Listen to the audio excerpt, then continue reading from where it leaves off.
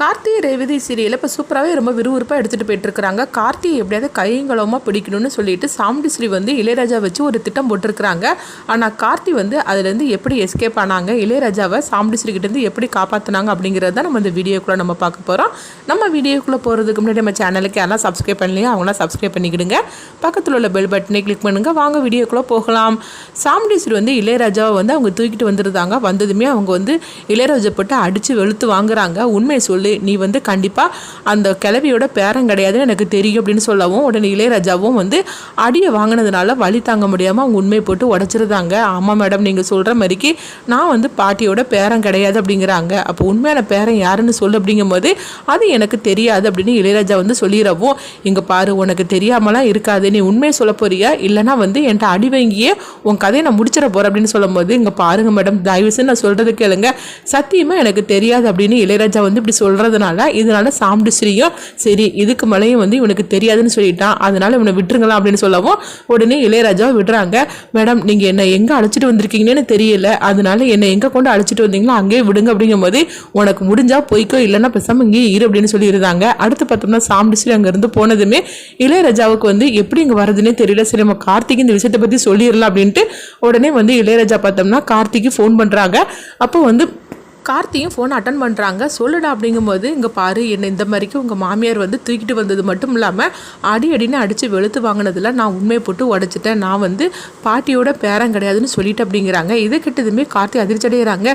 என்னடா சொல்லிட்டேன், அப்போ நான் தான் வந்து கார்த்தின்னு சொல்லிட்டியா அப்படின்னு கேட்கும்போது, இல்லைடா அதை மட்டும் நான் சொல்லலை, நீ தான் வந்து பாட்டியோட பேரங்கிற உண்மையை வந்து நான் சொல்லவே இல்லை, என்னை போட்டு அடின்னு அடித்தாங்க, ஆனால் நான் சொல்லவே இல்லை அப்படின்னு சொல்லவும், அதனால நீ எப்படின்னு சமாளிச்சுக்கோ, ஆனால் என்னை மன்னிச்சிருடா, நான் வந்து பாட்டியோட பேரன் கிடையாது உண்மையை வந்து நான் சொல்லிட்டேன், என்னை மன்னிச்சுக்க அப்படிங்கும்போது சரி பரவாயில்ல அப்படிங்கிறாங்க. ஆமாம், இப்போ நீ எங்கே இருக்கிற அப்படிங்கும்போது அதை சொல்கிறதுக்காக தான் நான் ஃபோன் பண்ணினேன், என்னை ஏதோ ஒரு குடனுக்குள்ளே அடைச்சி வச்சாங்க, அதுக்கப்புறமா இப்போ வந்து என்னை விட்டுட்டு அவங்க பாட்டுக்கு போயிட்டாங்க, இப்போ எனக்கு எப்படி வரதுன்னு தெரியல, என்னை எப்படியாவது நீ வந்து இங்கேருந்து அழைச்சிட்டு போ அப்படிங்கும்போது சரி நீ வந்து லொக்கேஷனை அனுப்பிவிடு, நான் வந்து உன்னை வந்து அழைச்சிட்டு போயிடுது அப்படின்னு சொல்லவும் உடனே வந்து இளையராஜாவும் சரி அப்படிங்கிறாங்க. அடுத்து தான் அங்கே பார்த்தோம்னா வந்து கார்த்தி அங்கேருந்து இளையராஜாவை காப்பாற்றுறதுக்காக கிளம்புறாங்க. அப்போ அதே நேரத்தில் இளையராஜா வந்து ஃபோன் பேசிட்டு திரும்பி பார்க்குறாங்க. பார்க்கும்போது சாமுண்டிஸ்ரீ நின்றுக்கிட்டு இருக்கிறாங்க. இதை கொஞ்சமாக எதிர்பார்க்காத இளையராஜா அதிர்ச்சி அடைகிறாங்க. உனக்கு தான் வந்து பாட்டியோட பேரன்னு தெரியவே தெரியாதுன்னு இப்போ என்னென்னா ஃபோனை பண்ணி உன்னை காப்பாற்றுறதுக்காக இங்கேருந்து கூட்டிகிட்டு போகிறதுக்காக வர சொல்லியிருக்கிற, அப்போ ஆக மொத்தத்தில் உன்னை இங்கேருந்து கூட்டிகிட்டு போகிறதுக்காக அவன் வரதான் போகிறான் அப்படிங்கவும் இதை கிட்டதுமே இளையராஜா பதறி போய் நின்றுட்டுருக்குறாங்க. ஐயோ, இவங்க இந்த அளவுக்கு தில்லால் அங்கடியாக இருப்பாங்கன்னு சொல்லி நம்ம கொஞ்சம் கூட நம்ம நினைக்கவே இல்லையே, நம்மளை வச்சே நம்ம கார்த்தியை பிடிக்க போகிறாங்களே, இப்போ என்ன பண்ணுறதுக்கோ தெரியல, என்னை விட்டுட்டு இவங்க போனதுக்கப்புறமா இவங்க போயிட்டாங்கன்னு சொல்லிட்டுலாம் நம்ம கார்த்திக்கு ஃபோன் பண்ணணும், இப்படின்னு தெரிஞ்சால் நான் கார்த்திக்கு இப்போ ஃபோன் பண்ணியிருக்கவே மாட்டேன், இப்போ என்ன பண்ணுறதுக்கு அப்படின்னு சொல்லிட்டு, மேடம் நான் சொல்கிறது கேளுங்க மேடம் அப்படிங்கிறாங்க. என்னடா மேடம்னு சொல்லிட்டு இருக்கிற, என்கிட்ட சத்தியமனம் பண்ணி எனக்கு தெரியவே தெரியாதுன்னு சொல்லி சாதிச்சுக்கிட்டு இப்போ என்னென்னா நான் போனதுக்கப்புறமா ஃபோனை பண்ணி அவனை வர சொல்லியிருக்கிறேன், அவன் இங்கே தானே வரப்போகிறான், அவனை கைங்கலமாக பிடிக்கிறதுக்கு தானே இவ்வளோ தூரம் நான் வந்து எல்லா நாடகமும் நான் போட்டிருக்கிறேன் அப்படிங்கவும், ஐயோ உங்கள் நாடகம் தெரியாமல் நான் இந்த மாதிரிக்கு நான் கார்த்தி அங்கே வர சொல்லிட்டேனே, இப்போ என்ன பண்ணுறதுக்கு தெரியல அப்படிங்கும்போது, என்னடா பார்த்துட்டு இருக்கிறீங்க, இவன் கையை காலை கேட்டு இந்த சேரில் உட்கார வைங்க, இவனை காப்பாற்றுறதுக்காக அவன் வருவான், அப்புறமா இருக்குது அப்படின்னு சொல்லிட்டு இருக்கவும்,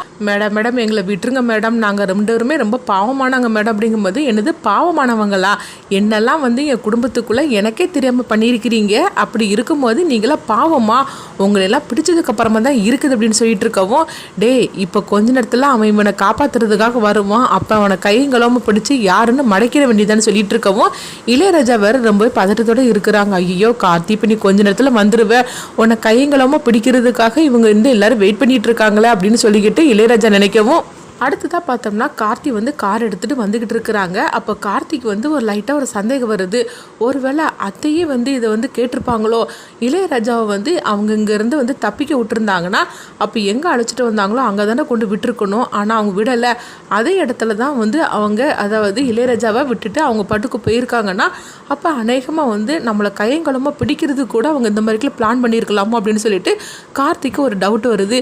சரி எதுக்கும் நம்ம முன்னெச்சரிக்கையாகவே நம்ம போகலாம் அப்படின்னு சொல்லிட்டு சொல்லிட்டு கார்த்தி பார்த்தோம்னா அந்த இடத்துக்கு வந்துடவும் கார் சவுண்டு கேட்டுடுச்சுது, அவன் வந்துட்டான் போலுக்கு அப்படின்னு வந்து சாமுண்டீஸ்வரி வந்து சொல்லிட்டு இருக்கவும் எல்லாரும் அலர்ட் ஆயிருங்க அப்படிங்கிறாங்க.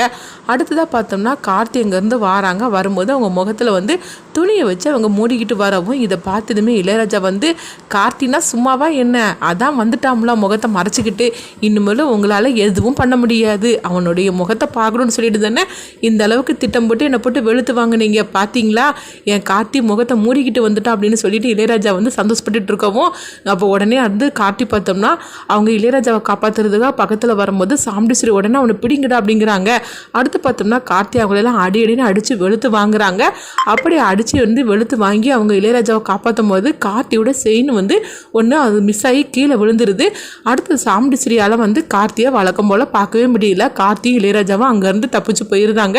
உடனே வந்து கார்த்தி இளையராஜாவை காரில் அழைச்சிட்டு போகும்போது சாமுண்டீஸ்வரி இப்படி கையில் கிடச்சி நம்ம வந்து விட்டுட்டோம், இப்போ என்ன பண்ணுறதுக்கு தெரியலன்னு சொல்லிட்டு இருக்கும்போதே அப்போ வந்து அங்கே ஒரு செயின் கீழே கிடக்குது. உடனே வந்து அதை எடுக்கிறாங்க. எடுத்து பார்த்ததுமே சாமுண்டீஸ்வரிக்கு வந்து இது யாரோட செயினாக இருக்குன்னு சொல்லிட்டு அவங்களுக்கு வந்து யோசனை பண்ணும்போது இது கார்த்திக்குள்ளதாச்சு அப்படின்னு சொல்லிட்டு அவங்க நினைக்கிறாங்க. மாப்பிள்ளை கழுத்தில் தான் அந்த செயினை நம்ம வாங்கி கொடுத்தோம், அவர் கழுத்தில் போட்டிருந்தது தானே, அப்போ வந்தது ஒருவேளை நம்ம மாப்பிள்ளை தானோ அப்படின்னு சொல்லிக்கிட்டு சாமுண்டீஸ்வரிக்கு உடனே சந்தேகம் வருது. இப்போ நம்ம உடனே வீட்டுக்கு போகணும்னு சொல்லிட்டு சாமுண்டீஸ்வரி அங்கேருந்து கிளம்புறாங்க.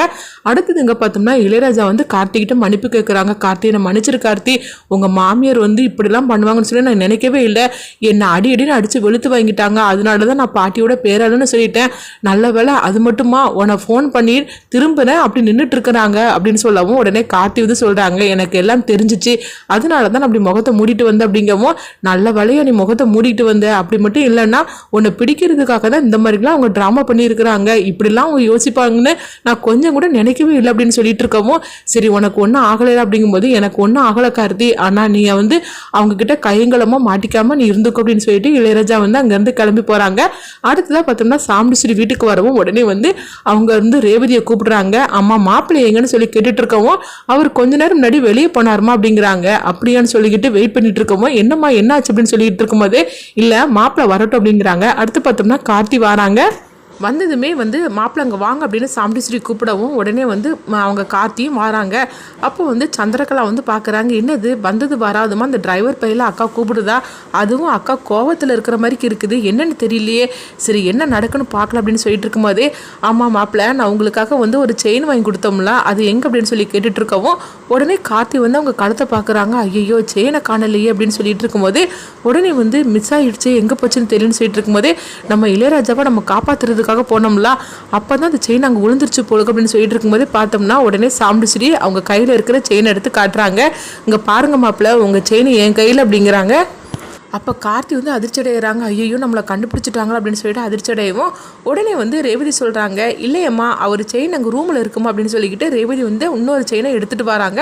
அதை பார்த்ததுமே சாமுண்டீஸ்வரி அதிர்ச்சி அடைகிறாங்க. அதே மாதிரிக்கு கார்த்தியும் வந்து அதாவது நம்ம ரேவதி நம்மளை காப்பாற்றுறதுக்காக தான் இப்படி போய் சொல்கிறா அப்படின்னு அவங்க கார்த்தி புரிஞ்சுக்கிடவும் இங்கே பாருங்கள் செயினை வந்து காலையில் நீங்கள் கழட்டி வச்சிங்க அதுக்கப்புறம் போட்டுட்டு போகாமல் போயிட்டீங்களா, இந்தாங்க அந்த செயின் அப்படின்னு சொல்லிட்டு ரேவதி கொடுக்கவும் உடனே வந்து சாமுண்டீஸ்வரி தான் கையில் இருக்கிற செயின் அப்போ மாப்பிள்ளைக்குள்ளது இல்லையா அப்படின்னு சொல்லிட்டு அவங்க நினைக்கவும் அப்போ வந்து கார்த்தி வந்து சொல்கிறாங்க அத்தை இந்தா இருக்கு பாருங்க செயின் அது யாருக்குள்ளது அப்படின்னு சொல்லி கேட்டுட்டு இருக்கவும் உடனே வந்து சாமுண்டீஸ்வரி அப்படி இப்படிமா சொல்லி சமாளிச்சிருந்தாங்க. நான் உங்களுக்குள்ளதுன்னு நினச்சிட்டேன் மாப்பிள்ளை அப்படின்னு சொல்லிட்டு அவங்க சமாளிக்கவும் உடனே அப்படி அத்தைன்னு சொல்லிட்டு போகிறாங்க.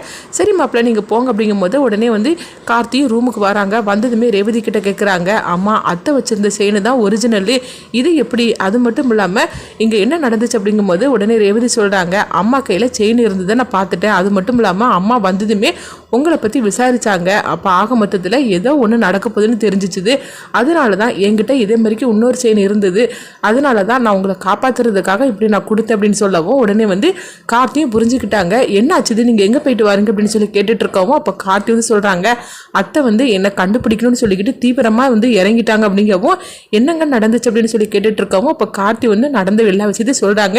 இதை கெட்டதுமே ரேவதி அதிர்ச்சி அடைகிறாங்க. இந்த அளவுக்கு அம்மா போயிட்டாங்களா அப்படிங்கும்போது ஆமாம் அத்தை என்னை கண்டுபிடிக்கிறதுக்காக இளையராஜாவை தூக்கிட்டாங்க, அதுக்கப்புறம் இப்படிலாம் நடந்து போச்சு அப்படிங்கிறாங்க.